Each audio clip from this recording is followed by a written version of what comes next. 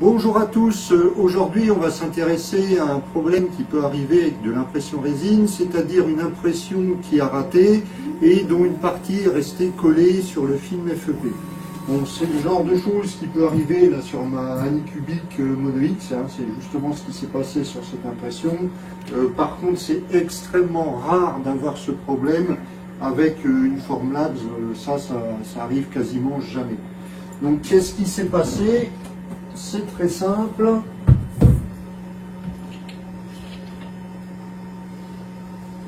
Comme vous allez peut-être le voir, on a l'impression qui s'est décollée et j'ai une partie qui est restée collée au film FEP. Donc on va regarder, il y a une technique pour enlever tout ça sans risquer d'abîmer le film et je vais vous la montrer. Alors, qu'est-ce qui s'est passé? J'ai des morceaux d'impression qui sont restés collés, donc là je les sens bien avec la spatule.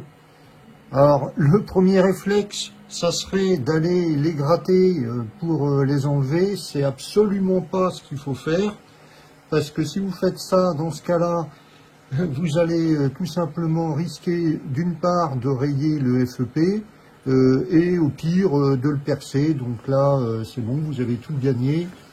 Vous allez avoir de la résine qui va passer à travers le FEP, un écran à changer, etc. Non, ce que je vais faire, c'est que je vais utiliser cette petite bandelette de papier. Je vais aller dans le menu Tool, je vais déverrouiller la protection de la machine pour pouvoir travailler capot ouvert et je vais lancer une exposition complète. Donc ce que je fais, c'est que je mets mon papier bien au fond, bien imbibé en contact avec le FEP dans ma résine, voilà, dans un coin, et je vais lancer une exposition. Donc là c'est parti, on expose 10 secondes, hein, ça suffit.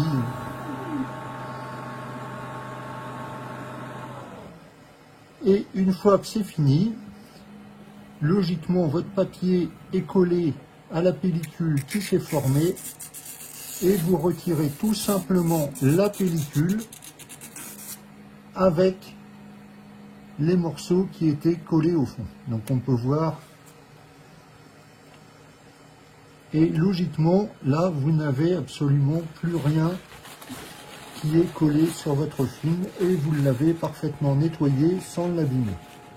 Donc il faut prévoir un petit peu de papier absorbant parce que ça en fout partout, et ça je mets ça à la poubelle et voilà, le tour est joué, il n'y a plus rien.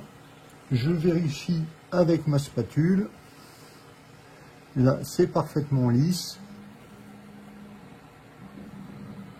mon FEP est parfaitement nettoyé et j'ai décollé mes impressions.